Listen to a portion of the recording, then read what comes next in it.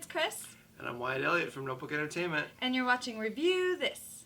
That was wonderful. Bravo! I loved that. Oh, it was great. Well, it was pretty good. Well, it wasn't bad. It stinks. Charlie Mcgee is Stephen King's Firestarter.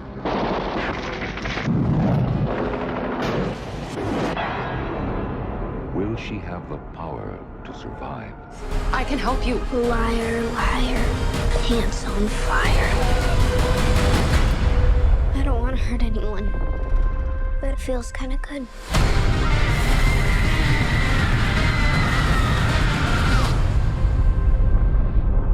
Alright guys, today we're talking about Firestarter in general. Yeah. This is inspired by the new 2022 movie. But because of that, I went back and I reread the book because, God, it had been decades since I read the book, and rewatched the movie because it's been a good 10 years since I've seen the movie. Me too. Yeah, me too. And I do think the old movie still holds up. I do like how much it follows the book. I hated the 2022 one, guys. Yeah, let's just get to it. It sucks. Talking it through, we've decided it's just simply bad storytelling. Mm-hmm. It could also be bad direction, but I'm not going to lay this on the actors. I'm not going to lay this No. On anyone else involved other than the storytellers. Yeah, this feels like it's a complete behind-the-scenes screw-up. They didn't read the book, or they just wanted to make their own movie about a girl with pyrokinetic abilities and said, just slap the name Firestarter on there. And the thing is like, we know Ryan Kiera Armstrong is a great little actress. Mm-hmm. Like, fantastic. Hated her in this. Played her... Charlie so wrong. Yeah, we decided it's not her fault. Because obviously the director has to tell you how they want the character portrayed. And the way Charlie is written for this new one it's character assassination as far as I'm concerned. I just want to say that the story told in 2022 resembles nothing from the source material. And the new ideas that they do try kind of destroy the essence of what the story is. Mm-hmm. So let's talk about what Firestarter is supposed to be. So Firestarter, as written by Stephen King and shown in the 1984 movie, it portrayed a father and daughter who clearly loved and protected each other, and took care of each other while on the run from a shady government group known as the Shop. It's very clear how much Charlie and Andi love each other and how fearful they are, not only of the Shop, but of their own powers. Yeah. Andi is basically dying because of his use of powers, and while Charlie doesn't have, she doesn't suffer the headaches and stuff that he does, he's terrified that when she comes of a certain age and can't control her emotions and stuff, I mean, that they have the Captain Hollister saying at one point that she could set off a nuclear explosion all on her own. Well, she can explode bullets in midair, so... Right, so... so he's scared of his powers killing him, and they're scared of her powers just getting out of control. Charlie is... Also, book and movie Charlie is deeply conflicted about using her powers. She's traumatized by the fact that she accidentally hurt her mother, constantly remembering the bandages that mommy had to wear, and blaming herself for it, and talking about how she doesn't want to use her powers. She doesn't, because she doesn't want to hurt people. She's a very sympathetic and empathetic child. And charming. Right. Charming child. Who happens to be pyrokinetic right. because her parents were experimented on. Like, right, that old story. Yeah. That old story. Not her fault. So, and in the end, she's forced to use her powers. Her father is taken from her violently. She's forced to use her powers to take down the Shop. She finds out that the Shop is already being rebuilt, and so she goes to tell her story. And try and stop it. And it's an inspiring ending. It's a hopeful ending, which is weird for a Stephen King novel. Yeah. It's one of the endings where in his books where he actually wrote an ending that works and doesn't have to be changed when it goes to movie. So here's how we're going to break it down. The storytelling, like I said, is what's wrong. So that's where we're going to come at this from with this review. So as to the storytelling, with the new one and the old one, we've got linear versus non-linear storytelling. And the way they did this in 2022 with the linear storytelling, where it's, okay, here's this, here's this, here's this, it all happens in order, it not only slows the story down, it makes it less interesting. Because we come into 1984 Firestarter and the book, we come into it where Charlie and Andi have already been on the run for a year. They're getting chased by these guys in this green car. They want, it's exciting right away. We're wondering what's happening, and we get the feel of the story through flashbacks, because every time he's using his powers, he passes out because he can't handle it. And so while he's dreaming, we're seeing the flashbacks of how they got to this point. So it keeps the storytelling interesting, it keeps it flowing, it keeps it moving, and there's no point where it feels like, what? Whereas I'm sorry, but the linear storytelling here in 2022, it starts with, we don't know anything, and we learn very little as we go along. It's crazy. If you didn't know, she brought up a good point when we were watching it, where she said that they were relying on you knowing what this story is. Because if you didn't, I am so glad I watched the original one before watching the new one, because I really didn't much remember it, except for I knew that she was with her dad and they were on the run and there was government people after them. That's basically what I remembered of it. But boy, this movie felt like somebody didn't understand the nonlinear storytelling of the original, or even what you tell me of the book. And so they were like, well, let's just fix that. But by fixing that, quote, it ruins it. Okay, you want to update it, cool, but why do it linear? Because not only does it now stretch it out, how long it takes us to get information, it also speeds up the story too much, because now we have this story. 2022 literally probably takes place over, like, at most a week, because you've got her getting bullied in school, her losing her temper and exploding the bathroom stall, her accidentally hurting her mother, them having to go on the run because her mother gets killed, them running into the old couple, that, like, it's all in order.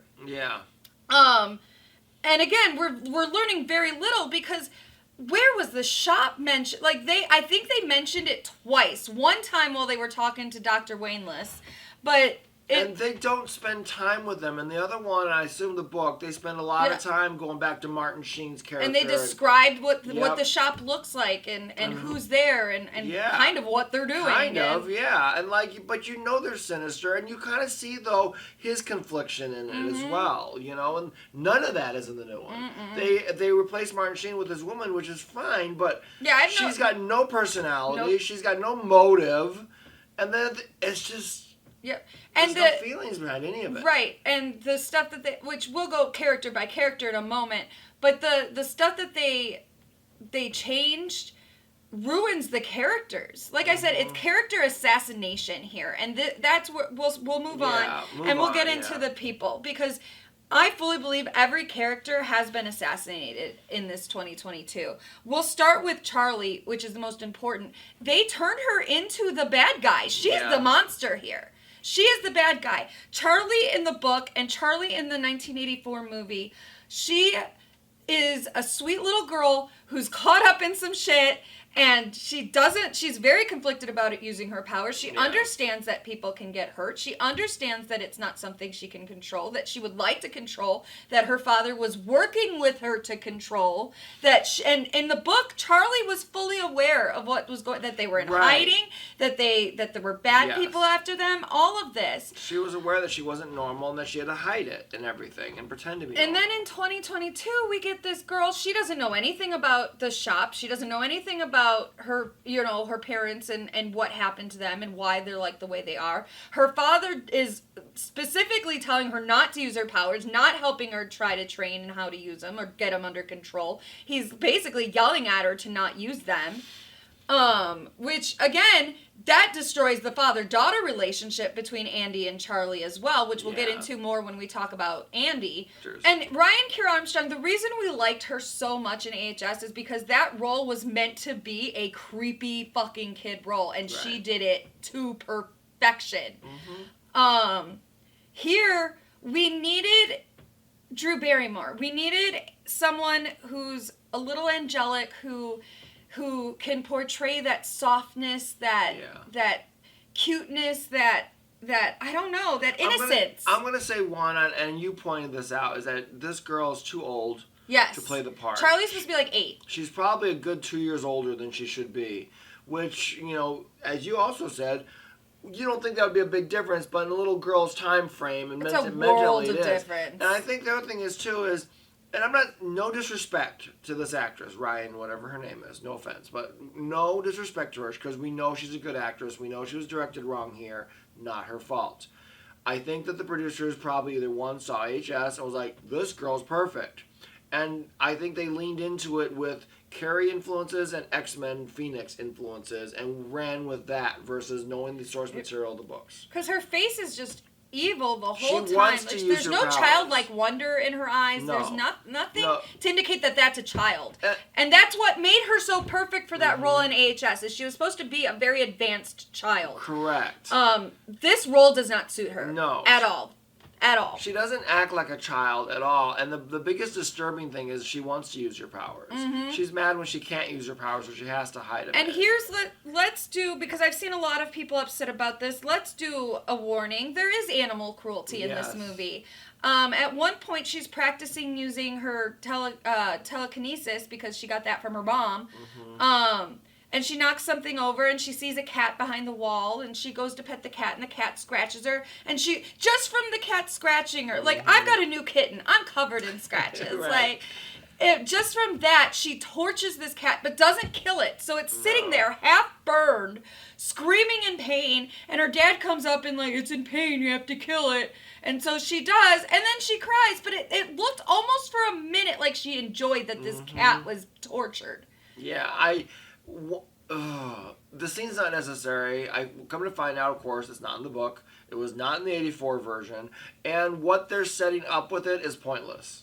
It doesn't go anywhere. No, because the next, what he tells her here is basically that cat had feelings. This is why we've got to be careful. People have families. Yes, there's this bad guy, and he tells her about how she was kidnapped as a baby, which is, you know, part of the story. But tells her about how he's kidnapped, he had to go save her, and he hurt these 2 people, and she's like, well, they were bad guys or whatever, and he's like, yeah, but they had families. Yeah. They could have had people that loved them and all this. And that's the point he's trying to get across here. So later, this guy, she's trying to sneak into the shop, which you wouldn't know it's the shop. We barely knew, you know, they barely told us what the shop was.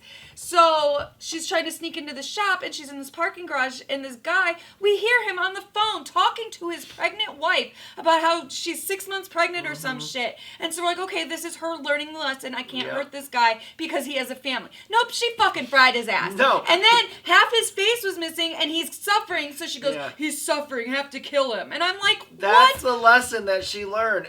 They blew it. They should have had her, they could have had her with the main villain. And then something happens and she's about to destroy him, and then she realizes, no, this person's got a family and I can't. They could have beautifully utilized a confliction in her to do this. Instead they killed this poor guy who's just a scientist and he's working not even there, a main character. He's nobody. Nobody. We've never seen this guy before. And if they would have cut the 2 seconds out of him on the phone before she's in the back of the car with him, it wouldn't have mattered it wouldn't as have much. mattered. But they left it in there on purpose when they probably cut a whole bunch of other things out, because in their minds, well, this is justification and for that's the cat. how they make her the bad guy and here. it's not. She's a monster. She Charlie is. Mcgee is a monster in the 2022 movie. She absolutely is. Now, in the book, when she accidentally hurts her mother, this is a traumatizing event for her. This is something she's constantly remembering. She's constantly, when we get to see inside her head, she's constantly thinking, Mommy's bandages. That's what she sees, is Mommy's had to wear bandages because of me. And it's this guilt that she feels. Here, she hurts her mom. Dad takes her out for fucking ice cream. And on the way back, they're talking about it. And she's like, it was supposed to be you. I can't, right. Like, I can't believe that line. I just can't believe it.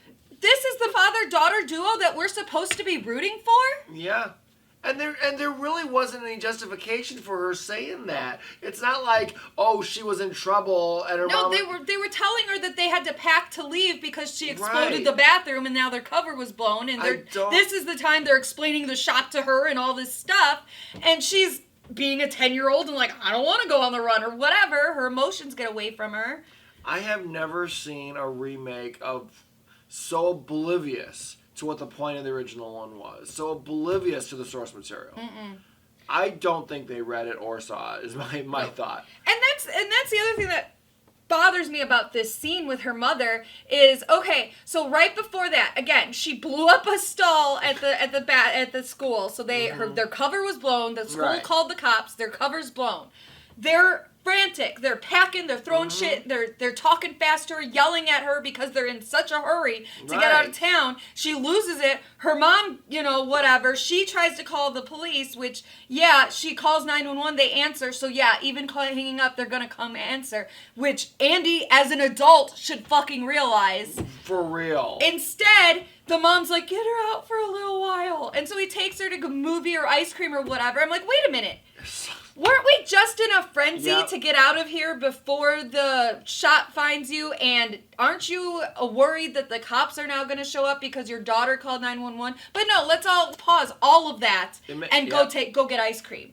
It made no sense when I was watching it. It literally took me out of the movie. I'm like, wait, what is happening here? Is this a different movie now? Like the reels change? It's awful. Right, we were like, well, they're going to come home and mom's going to be dead. Like, right. It was just awful. I just can't believe the stupidity of the writing. So bad. Not the characters, the writing. The writing. It's all writing because these actors didn't choose what these characters... They're writing. They're reading pages. And nobody in this movie feels like they want to be there. Feels like it that did they're feel having kind of fun. like a hostage situation. It feels like they're just there saying their lines next. Right. Nobody in this movie brought it, and I blame the directors on that. So when we we'll compare each character. Comparing Drew Barrymore to Ryan Kira Armstrong, Drew Barrymore fucking wins. Yeah. Because 2022 Charlie, no charm, no remorse, no empathy, and she's way too eager to use her powers. Whereas Drew Barrymore brought that childlike charm, that innocence, that can conflict to the character. And I assume, how is Charlie described in the book? A cute little girl that basically everyone who sees her falls in love with her because she's so cute. And she's got shoulder length, blonde, honey blonde hair or something like that. So Drew Barrymore was cast So Drew correctly. Barrymore, yeah. So and I think that's the point. I've always thought of it as it was better with this adorable, cute, innocent, very important, looking girl that is not... I've seen pictures of this girl smiling. So Ryan Kira Armstrong, she is capable of smiling and looking cute and innocent and angelic and friendly because all little girls are capable of it. Yep, and I think that this little girl is capable of delivering a performance like that. I think she was instructed not to. And it was written for her to not to. Not to. Yep. So of course she's going to play it like, she knew how to play this. Yep. She knew how to play this. He said that if they wanted to remake The Omen, she's the one they should remake The Omen with. Yes. And I full-heartedly, she would kill The Omen. Yes. That's an Omen I might actually like. No, this little girl is better than this movie. For sure. For sure. So let's move on to Andi Mcgee. He's a horrible father in 2022. Horrible father. Horrible. And I'm sorry, I don't know if it's because I remember, I was right before I aged out of the Disney Channel movie. I watched High School Musical 1 and 2. I was out by 3. Didn't give a fuck. I never saw it either. So it's hard for me to keep picturing him in these roles where he's like now a father and shit. And I realize dude's like 30 or something. Yeah. But it's really, he doesn't look old enough to be a father. I told him, I was like, he looks like he should be in another movie about college kids. Like, I think I would have been fine with him in the part and everything. It's just if Charlie was younger. Charlie needs to be younger. And I think the wife needs to look a little younger to fit him as well. But she didn't fit the description of Vicky at all in the book. In the book, it's what Heather Locklear is, and Yeah, it really sounds like, with the exception of George C. Scott, they really casted the first one correctly. Which we'll talk about that in a little bit too. Yeah, exactly. But I hated him in here because in the first one, there was this dynamic of the two where you could just tell that he would do anything for his daughter. Mm-hmm. And he was sacrificing his own life and livelihood for the betterment of her. To keep her safe. To keep her safe. And this one, it feels like it's a chore. Thank you. Chore on his life. It's a chore on, and he doesn't care. Because they hate each other, clearly. Really? They've been bickering back and forth and they hate each other.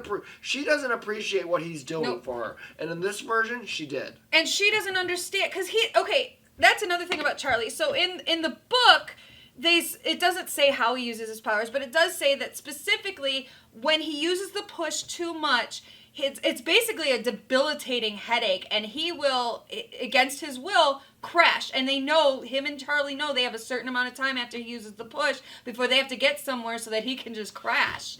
And Charlie's constantly worried about him in the book. Poor daddy, and she understands what's happening and all that. In the movie, we constantly saw her petting his face. Poor daddy, Right. She understood that here they have Zac Efron bleeding from his goddamn eyes. Right. Because in the movie, they showed it by him bleeding from his nose. That's how they show it. Because in the book, it's easier to tell. Yep. Movies you have to show. And it makes a lot more sense once she told me that, because I was laughing at the original one because he holds his head like this every time. It is. It's a debilitating headache, the way it's described. But they literally have Zac Efron's eyes bleeding, and she does not give two fucks about her dad. That he's killing himself. This should not have been Firestarter, guys. No. This should have been another movie about a different little girl and her family and their psychic problems. This should not have been Firestarter. It feels like a prequel to a movie where this adult woman is a holy terror destroying everybody, and this is how she got started. Right. That's what it feels like. Right. It's just bad. And also, Andi Mcgee is his fucking name, alright? Yeah. I don't understand why they made Andi Mcgee one of his many aliases. I don't even remember the real name they gave for him. I don't know either. But in this 2022 one, Andi Mcgee is another alias that he uses while they're hiding because they've been on the run for years and stuff. There's no reason for this change, guys. It doesn't make any sense. And there's, again, no payoff to it. There's no reason. If you want him to have under assumed name, fine. Call him Paul Bigsworth or whatever, and then his real name is Andi McGee. Why is Andi McGee an alien? It's No, stupid. It makes no sense. So in Zac Efron versus David Keith wins, yeah. He portrayed a man who fucking loved his daughter, which is what the story called for. And we're not saying that the first movie is perfect and that it's flawless or anything. It has its tone. And I'll get into that, but David Keith at least understood the material. Right. And I'm not saying, again... And the writer of that movie understood the material. Which is the most important thing. Because as we said at the top of the show, we really don't believe any of the actors are at fault. Although, again, I'm not convinced Zac Efron is a good actor. He wasn't great in High School Musical. I didn't watch anything else, literally, that he's done. Yeah, we were talking about that. I was like, what have we seen? We're trying to list his other movies. Okay, Neighbors, didn't see that. Didn't see it. Charlie St. Cloud, didn't see that, for sure. Didn't see the wedding one. Yeah, they need a date for the wedding or whatever. 17 again, didn't see that. So I'm like, I don't know if this kid... I just figured he grew up and got better at acting, but... I did too. Apparently not. I thought I swore there was something I seen of this. This one, Ryan Keira Armstrong, it's not her fault. I think she still did act well in this. I didn't like the character. I'm not convinced that Zac Efron's a good actor. Yeah, that's fair. Again, this movie's not his fault. No. But even with a good script and good director, I'm not sure he would have been good in this movie. And giving him the benefit of the doubt. Maybe he signed on, this is a great Stephen King movie, this would be cool, and then he got there and realized it was a shit show and just checked out, but I don't know. Now let's move on to John Rainbird. I don't even know what this character was in 2022, so let me tell you what he was supposed to be. So he's this mercenary or whatever for hire that works for the shop, and Captain Hollister calls him in to basically track down and capture Charlie and Andi. And he's supposed to be this great tracker. I don't know if it was the Vietnam War or something that he was in. Vietnam War, Native American, whatever. Yeah, but he's supposed to be this Native American guy. In the original book, he talks about how he'll catch them for Captain Hollister, but he gets to decide what happens when they're done with their tests on Charlie. He gets to kill her. As did the original movie did that too. Yep. He gets to kill her because he's got this weird obsession with her and he wants to kill her. He's a weird dude. Yeah. He's always been a weird dude. Which the way he kills people in the movies fucking, like that hand chop, like, that's awesome. He does a hand chop to the nose and kills him instantly. It's crazy. Amazing. And that's what he wants to do to really her. Cool. So, and he describes how he's fantasizing about doing this to her. Yep. So once she is captured, she's kept there for 6 months. And through that, he kind of portrays himself as a custodian who's really friendly, and he doesn't like the shop either, and he befriends her, and kind of gets her on his side. And in the movie, we're the whole time going, because we didn't really remember what happened, and again, I hadn't read the book since I was a kid, so I was like, oh, I really hope this isn't going in a pedophile direction, I know, right? Like, because she's running around in this cute little leotard and stuff, and I'm like, it's not comfortable. But the thing is, the point being is that he's trying to get her to cooperate with the shop so they can do their experiments before so he can kill her. Exactly. So there's motivation. Yep. He's terrifying. Yep. We know she's beginning to trust him and everything, yep. which is the whole time we're like, no, don't trust him. But yeah, so that's the whole thing with him. So we've got a very strong character here. In the 2022,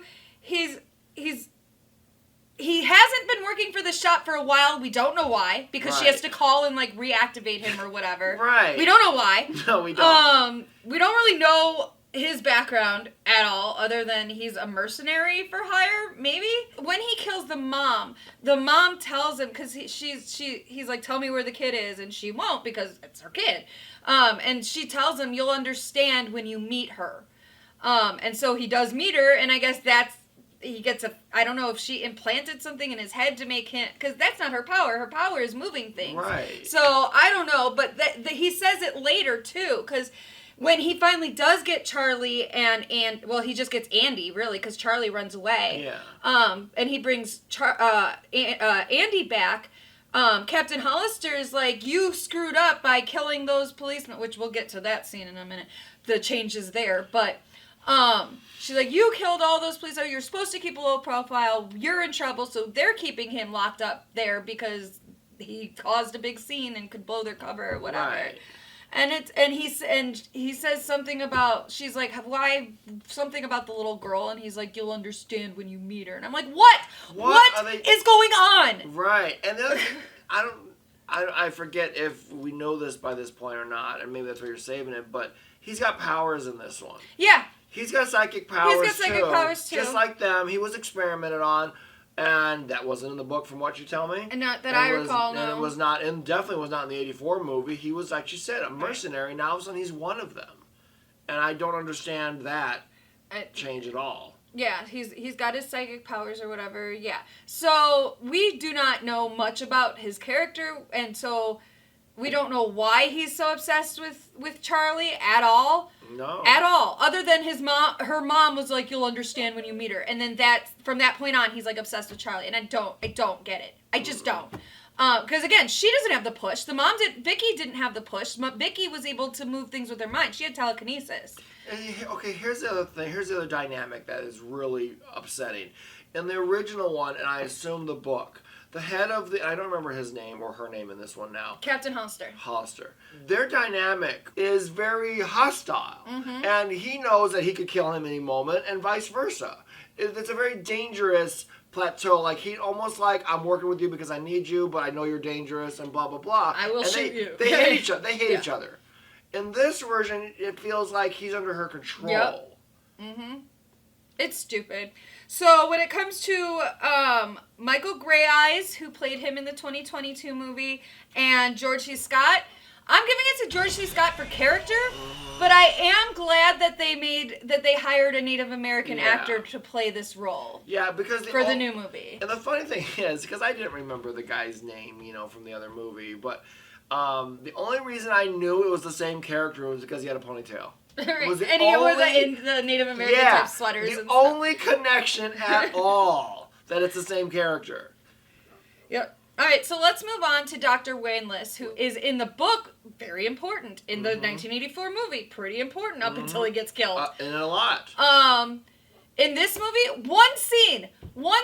Talk about a wasted character and a wasted actor. You put Kurtwood Smith in this movie for one scene, and this may or may not be when they explained more of the shop. I don't know, because honestly, I kind of tuned out in this part. Like, I don't remember what him and Captain Hollister talked about at all. What I remember of it, because I think we both were kind of checking out. We were mad. It was we were mad, and it was a boring scene. By this point, the movie was one, Captain Hollister, we don't give a flying fuck about because or her motivations or anything. She comes off as very unlikable. The doctor is almost at the beginning of the original one, and we're like, where is he? Now all of a sudden he shows up, and he's like in a retirement home or something, and she's talking about reactivating him. He doesn't want to do it, and he kind of, sort of inclinates like, okay, maybe I will, and then that's it. They never see him again. Never see him again. So like, okay. Yep. What was the point? Like, again, in the book and in the original movie, Dr. Wayne Loomis is the one running the experiments. Yeah. He's the one who created Lot 6. He's the one who's helping them keep tabs on all the patients that survived Lot 6. To put it in better perspective, it would be like if you remade Halloween and put Dr. Loomis in one scene where they meet him, talk to him about it. They're like, we want you to come out of retirement. And he's like, no, I'm not doing it. Okay, let's go. I mean, it's so dumb. It's so dumb. And yeah, like Rainbird kills him in the original, but like, it's still like halfway through the movie, after we've gotten a sense of who this man is. Yeah, we're not saying we need to make him a hero or anything or change his character. No. Nobody's saying that. No. But why is he even in this movie? We didn't need him because, again, you didn't, which we'll get to again in further detail, they didn't explain the shop really at all. No, at all. Like, we had to really stop and think. Did they even mention the shop? I think twice. I know I heard the shop once when he was talking to Charlie, when Andi was explaining to Charlie. And I think it might have been said one other time, but whatever. This movie is exasperating, and it's even more so when you just watch the original. So, in the battle of Kurtwood Smith versus Freddy Jones, gotta give it to Freddy Jones, because he was an actual character. Right. No disrespect to Kurtwood Smith at all. I love the man. He was fine in it, and I think he could have been a great character in it. They just... fuck him, I guess. Yeah, they gave him, again, it was a boring scene where, again, I was so mad already, I was kind of checked out. Like, you know what I just realized, how we know this is a shitty production? Stephen King didn't make an appearance in it. He didn't. He did not. I don't remember seeing him. No, you can't help but see Stephen King unless they're going to hide him in the background or something. No. And you know what made me think of that was they could have had Stephen King play the doctor. That's how small the scene was. Exactly. You know? But there's a telling point. He did not show up in this movie. All right, so the last individual character, because I'm going to talk about the Manders together, but the last single character is Captain Hollister. In the 2022 movie, I'm confused by this character. I don't know what she wants. I don't know really what her end game is. No. She comes off as extremely unlikable, whereas Martin Sheen, Captain Hollister's not a good character. He's not a good guy. He's not supposed to but be. Martin Sheen made it so, like, when he goes in and he tries to be friendly to Charlie, you believe that, you know? Right.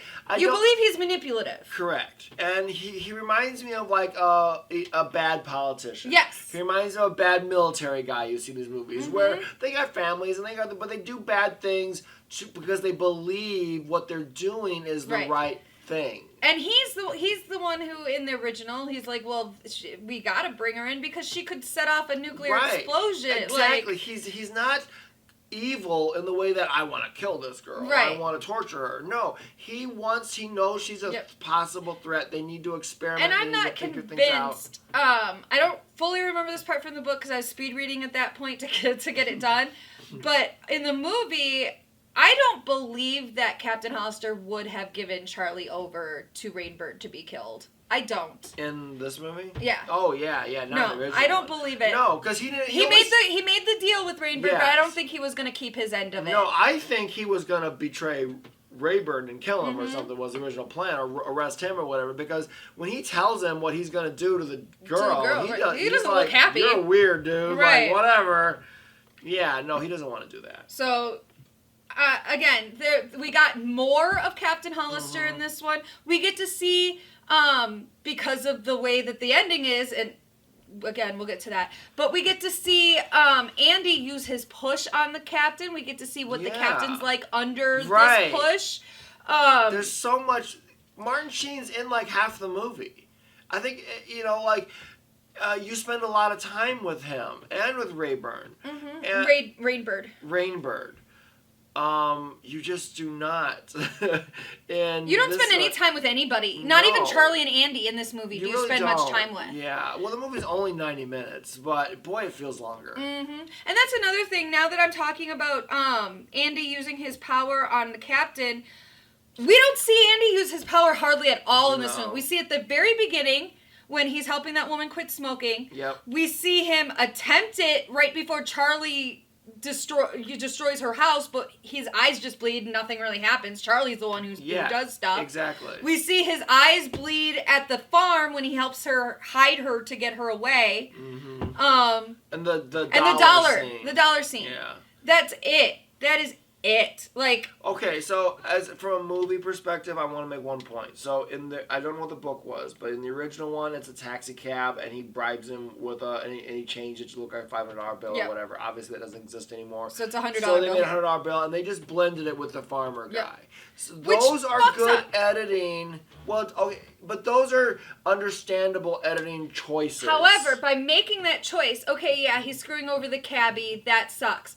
But by making it Irv Mander that he's screwing over here in 2022, now you're screwing over this nice old farmer who has given you a ride and is taking you home to his house to give you something to eat. Which is what I said when I first saw it. I was like, well, that's why I don't like it. But my point I'm trying to make is, like, I can understand combining two elements to make more room for more character development. But they didn't. They chopped it up to make it shorter, but it didn't to make any more room for anything else. Right.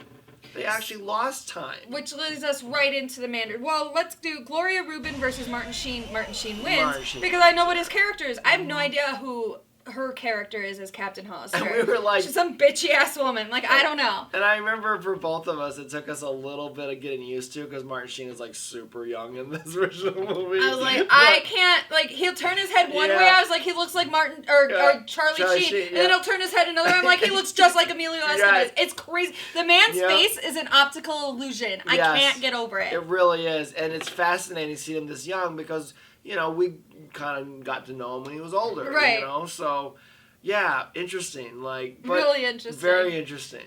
All right, so the Manders. Why? Why this change to the Manders story? I hate it. In the book and in the original movie, they're an old farm couple. He hears on the radio about this father and daughter, in the book anyway. He hears in the radio about this father and daughter, and he realizes who it is. And so when he picks them up, that's why instead of taking them where they want to go, he's like, let's go to my farmhouse.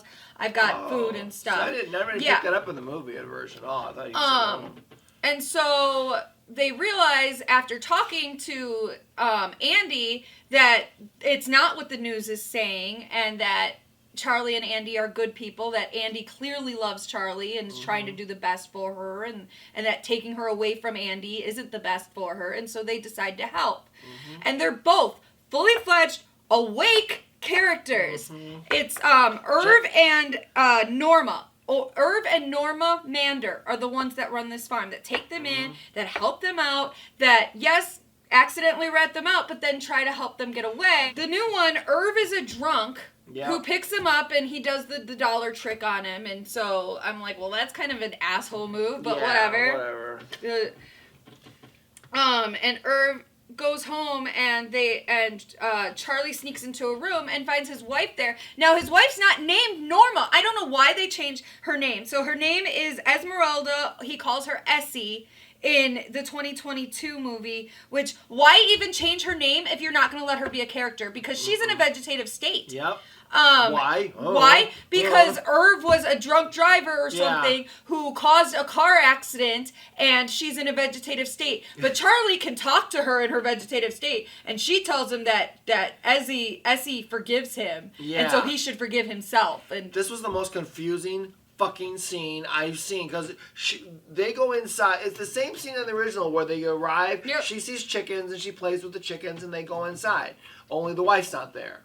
And then while she's playing outside, she sees a window or whatever, and she goes walking up to the house, and next thing you know, there's this woman just like screaming, right? And or I'm not like, screaming, no, sleeping. Yeah. She's just like laying there, and then she's like psychically talking to her, and I'm like, what the fuck is this? Because I wasn't expecting this.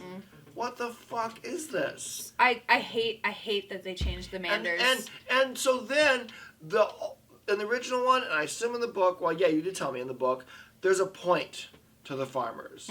There's a point to it. They come back to them. He even gets shot and everything, which he survives, which I guess they did do in this one, but they never go back to them. Once they leave the farm, they're gone.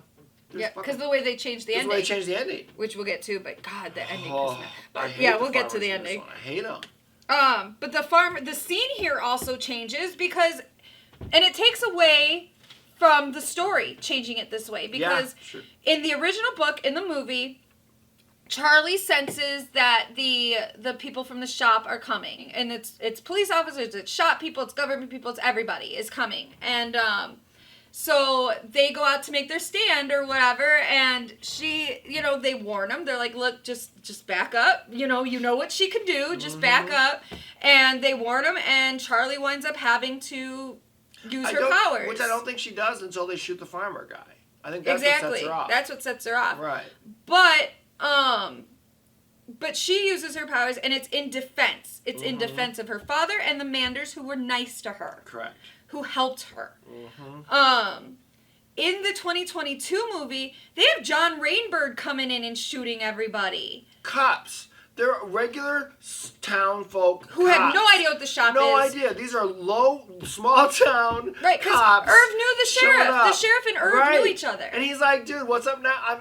Oh my God. And he just comes up and just shoots them all. Like an assassin. And it's just like, why? It takes away from the story completely. And then I don't know. And then I think that's why he got locked up later because that's exactly that's what she told him when Captain Hollister gets Rainbird back when he brings Andi to the shop. We're assuming again. We're assuming, right.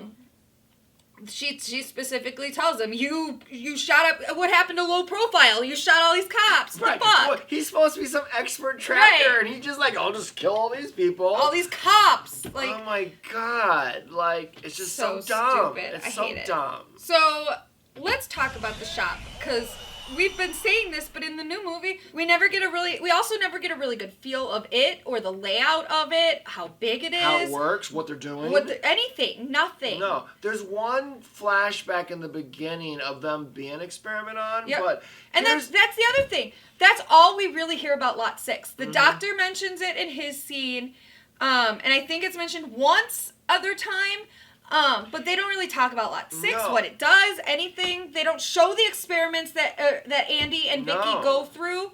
It's all a flash in the opening credits. And in the original one, it took place in the 60s when they thought they were going to get LSD and everything. And which is what it is in the book. Yeah, and now they kind of allude to the fact that maybe they already have powers, that they're born with them. Okay, if you haven't read the book... in this one, Lot 6 gave him the powers still. Yes. Okay. That they didn't change.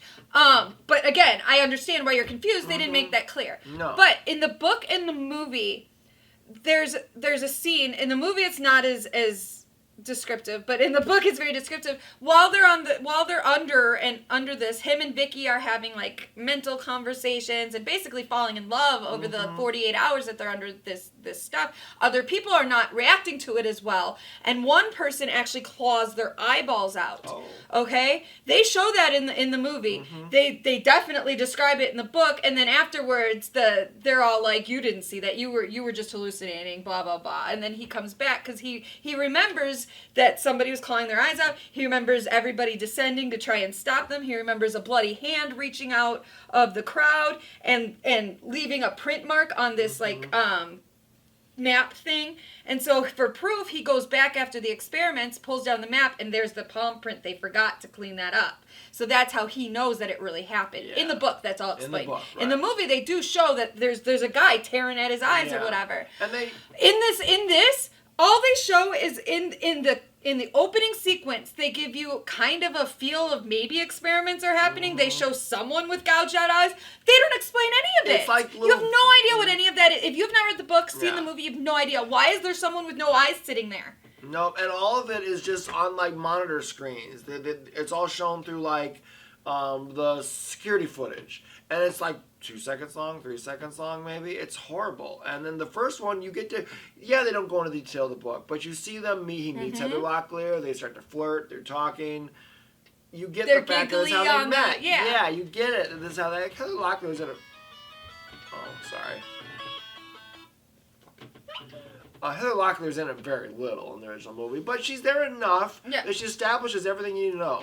And she's already dead by the beginning of the book, too, because, again, they're already on the run for a year. It's not about her. It really isn't. She's mentioned in flashbacks. They talk about her. Right. But she's an important plot piece. She is a very important character. But she's not. But we didn't need to see her like this. No, we don't. I remember I was so confused. Like, why is she still here?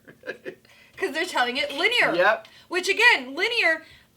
In the book and in this movie, they've been on the run for a year, and they get kept, when they get captured, they're kept in the shop for 6 months.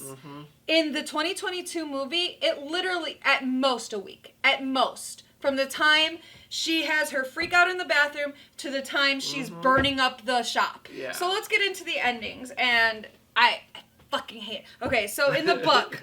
In the book, they're captured by Rainbird, brought to the shop. They're there for 6 months. Andi is basically drugged, and through drugs and all that stuff, he loses his ability to do the push. So they're basically, at some point, they're like, you're pretty useless to us now. Yeah. Charlie, meanwhile, they want her to use her powers, and she's like, fuck you, no. Until Rainbird comes in as the custodian and slowly gains her trust and slowly starts manipulating her into, well, if you just give them this, then maybe they'll let you see your dad. Because that's all she wants. She just wants to see her dad. Maybe if you cooperate with them and use your powers just this once. And then the next time they want her to do more, he's like, okay, well, maybe do it this time, and they'll do, so it's just, he's constantly getting her to use her powers for them. So eventually Andi gets his pushback, he stops doing the drugs, he's able to,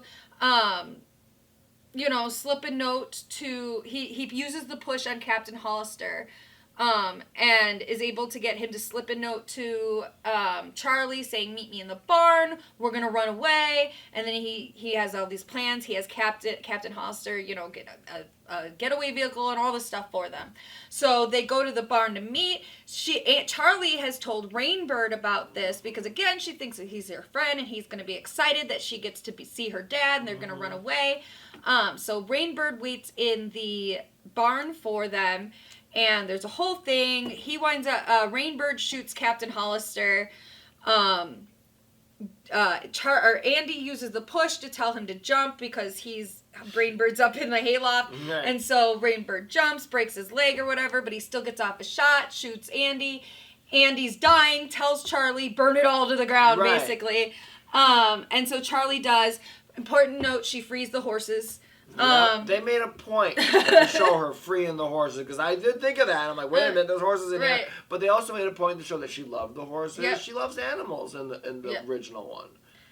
Fuck that cat scene. But so Charlie goes ahead and burns it all to the ground.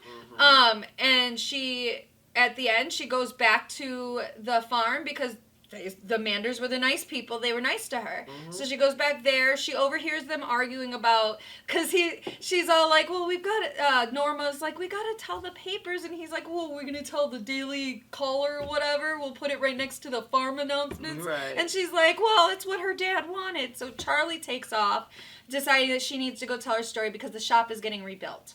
And Charlie, she goes to a library. She gets to the city and she goes to a library. She goes up to the librarian or whatever, and she's like, what newspaper is completely unrelated to the government, has no ties to the government? And they're like, because it's an 8-year-old asking a very weird question. And she's like, I've got a story to tell. So the librarian goes and talks to another librarian, comes back, and basically they send her to Rolling Stone. And that's how the book ends, is she shows up at Rolling Stone ready to tell her story. In the movie, it's almost exactly the same. They meet at the barn, he gets shot, she tells her to burn it all down, she burns it all down, and then it jumps, so we assume she went back to the Manders, and Irv Mander takes her to New York, to the New York Times to tell her story. So that's how the movie ends.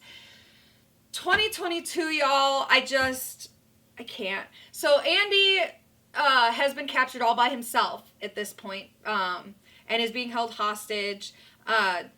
Rainbird uses his psychic abilities Right. to send an image to Charlie of the shop so she knows where her dad is. So she goes there thinking it's her dad showing her to come get him. He's captured at this point too. Yeah. Like he's in prison. Yeah. So, the shop's prison, whatever. Yeah, whatever.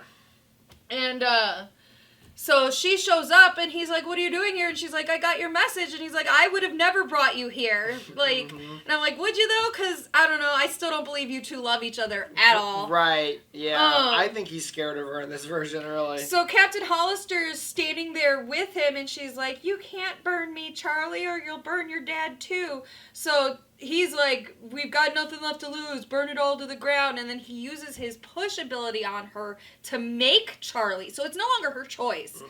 He forces Charlie to set him on fire so it kills him and Captain Hollister. Yep. Then she goes on this, like, rampage where she just walks through the hall indiscriminately killing everybody. Yep. It's like the prom scene of Carrie. It really is. Mm-hmm. She just destroys only these people, everybody. Like, who knows how many of them were actually evil. Well, sure, yeah. I mean, there's the old Austin Powers joke, where you're going to kill some goon, and it turns out he's like a family man. Right, I just work here as a scientist. Right, like, she's just killing scientists, everything. Yep. The one where she says, liar, liar, pants on fire. Some scientist woman. So she goes through and just indiscriminately kills all these scientists and doctors and people she has no idea who they are. Like, I get why she's mad. Her dad just forced her to kill him. But she's not doing it. No. She's not doing it. This whole rampage is the push, because we see when she runs into Rainbird or whatever. I don't remember exactly how, but she runs into something, and we see her pupils go back, because that's how we know that she's under the push, is her pupils dilate.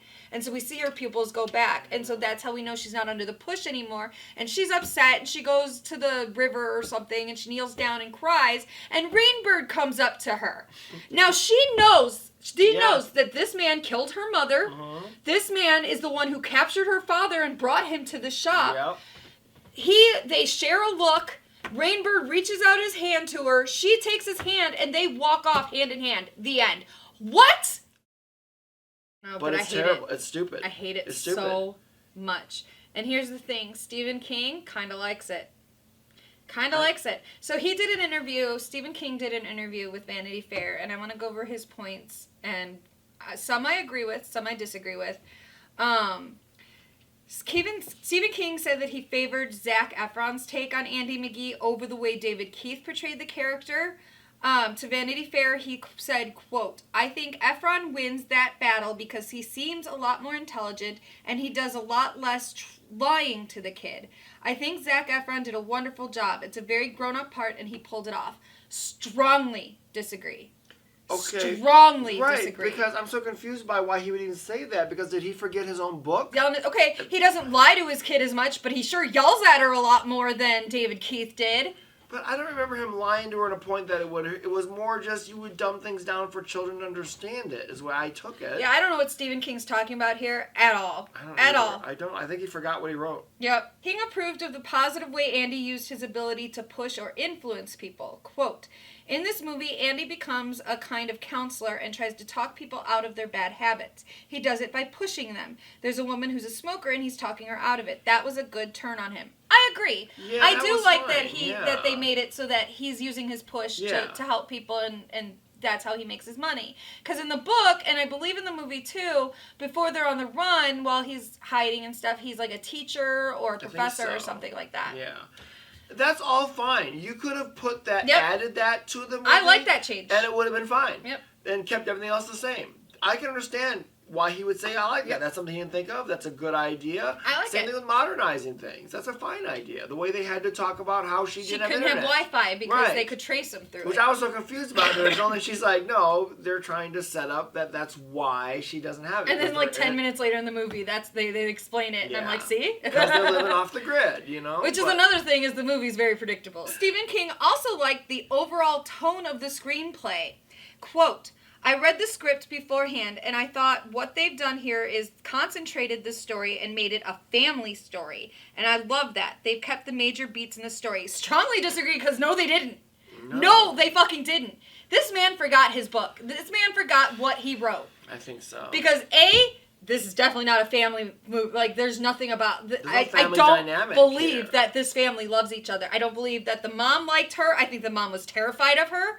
I think the dad and her don't like each other. She tells him she hates him. She tells him she wished he had been the one she set on fire. Right. Like, I don't that's I don't know how that's a family story. I question whether he really. And they did not they didn't keep the major beats of the story. They changed every single major beat of the story. I don't know what he's talking about. I who knows? He could have read a synopsis. He could have read the script. He could have seen a cut that wasn't the final. Yeah, they cut. give him a fake script. I don't know. This doesn't sound like he saw the same movie we did. Right.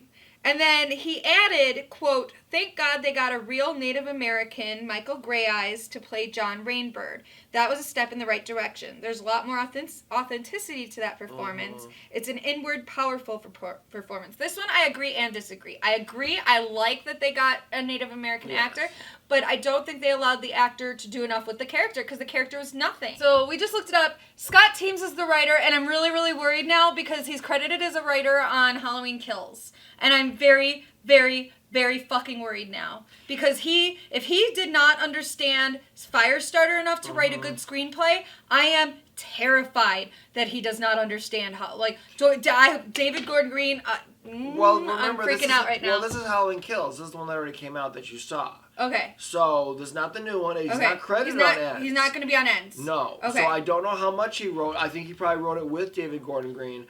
But...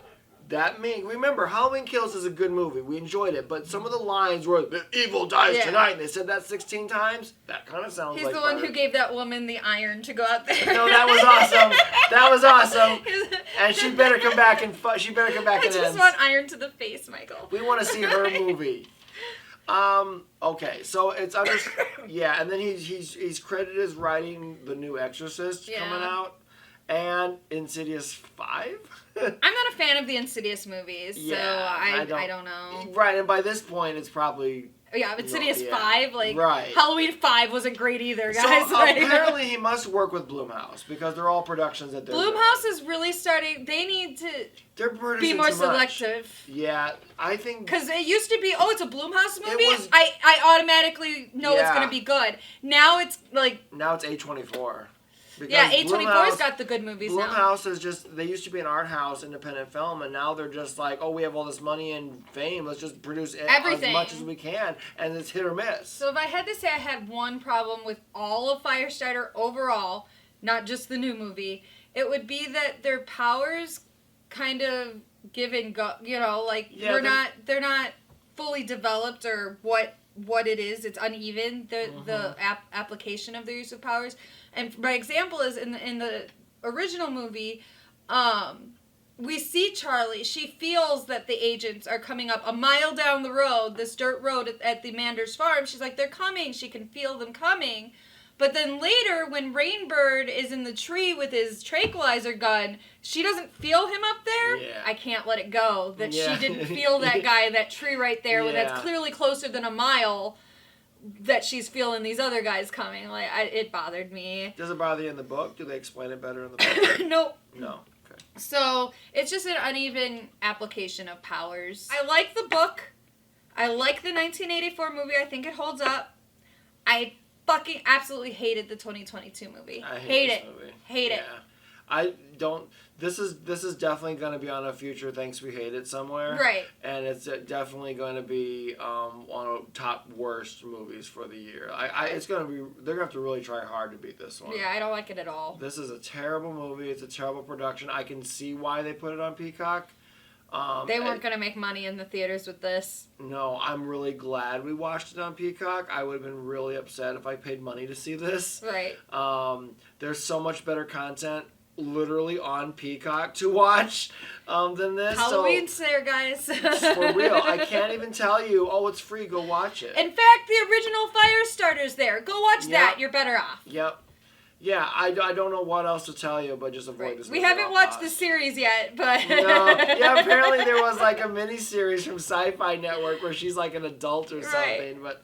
And apparently John Rainbird's a character in that, which I Is don't he? understand because in the movie, in the book, he dies, but whatever. Yeah, I don't. Yeah, I don't think I'm gonna waste my time with it, honestly, guys. Right. Let us know if you've watched it, if it's worth our time. Yeah, if you've seen the series, let us know. Because at this point, she's seen everything else and read everything else. I'm and, just so you know, pissed. I'm so mad at I hate Firestarter at this point. This movie just makes me hate it so much. I just can't even. I don't want to see any more renditions of it for a long, long time. Because this one's, honestly, the It's 1984 fine, yeah. still holds up. Yeah, if you're a King fan or you're just trying to build your horror, knowledge, watch the original one. Yep. I know it's a dated movie. I know it's from 1984. You're fine. But really, You're fine. It still holds up. Way better. And she explodes bullets in it. Right. I thought that was cool. They're That was shooting at her, they amazing. explode. It's in the book, too. And it makes sense. That she can explode bullets. Now, okay, it's a small complaint, but I remember when I saw this one, I made fun of the fireballs that she shot, but I thought, okay, they used a lot of practical effects. That was what they did back then.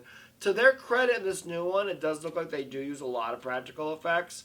However, they didn't. I thought it'd be cooler. I thought she'd be having fire, flamethrowers coming out of her fingers or something, And I don't like that she had to scream to make her powers either. What was that? In this movie, and in the book, Charlie just concentrated and she could make it happen. In this one, she had to ah! You know what it reminds me of? Okay, so in the Carrie remake they did in 2013. They changed her powers where she was moving her hands around and doing the X-Men thing and Wanda. I don't like while that. In the original one, she just stood with there. her eyes. She did it all with her That was eyes. so much cooler. So much better. She would just look and something would fall. And it would just happen. Instead, she's an X-Men. Yes. Yep, and she's guiding it all with her hands and everything, and that's what they did here, but with a screen. With a screen, and it was guys, it's not necessary. Again, the old Carrie movie holds up better than any remake. It does. It really does. Although I know you really like Carrie too. But I don't really like it, but I do like it. Yeah, I didn't mind it. I don't put it on the worst list like everyone else does. I liked it. Yeah, I didn't mind it, except for the tattoo thing. It was weird. Yeah, that's the only part I didn't like. I don't know why, guys. You don't have to visualize powers. You don't. Yeah, look at that. Sissy Spacek just sit there and it was much better performance. And Drew Barrymore just sat there and stared, and it worked. Yep, and she was halfway. Oh my! A cute kid being evil and destroying everything is an amazing concept, and that's what they lost in this one. Yep. Because not that she's not a cute kid, she's just a monster. She just is a monster, and is portrayed as a monster, and she gives these evil looks, and she smirks when she does it. Yep. It's not. Oh yeah. What we thought. There's no, because after Charlie would use her powers in the book or the movie, she'd run to her dad, be like, "Dad, I'm sorry," Right. and in this one, when she's like, "I'm sorry, I didn't mean," I don't believe her. No. I don't believe her at all. No, because she smirks while she's doing it. I think she had a damn good time. I think she enjoyed it. Director, get her to not smirk while she's doing it, and maybe we'll believe she's sorry. Yeah, but I don't think he wants that. I think this guy doesn't understand the source material. Nope. I don't think he understood the... Keith Thomas, boo! Yeah. Stay in the B movies, dude. If they make a sequel to this, which I would be stupid if they did, but what the fuck is it? What is this movie? Her and Rainbird going off, destroying the world? I don't know. It's so dumb. I don't know. Anyways, I hate it. I don't know, guys. We hate this movie. Yeah. I think maybe we've said enough about this. I'll keep going, so we should probably stop. We've wasted your time. I mean, watch this review. Do not watch this movie. I'm going to put that in the title. Yeah, I'm sorry, guys. This movie's just not worth your time. I can't even tell you to watch it. At all. It sucks. But I hope you appreciate us telling you not to watch it. Yeah, we watched it so you wouldn't have to. There you go. So for that, maybe we've earned your like and subscribe right there. And make sure you ring the bell so you get all content. We're going to go see Men on Tuesday, so maybe we'll do a review for that. That'll be interesting. I'll decide by news time. Yeah. We'll know then. TV update. I think that's our show, and I think I've said enough hateful things today. I'm going to... shut up now. Right. I've got more hateful things to say, but I'll leave it at that. So, good night, good fight. Bye.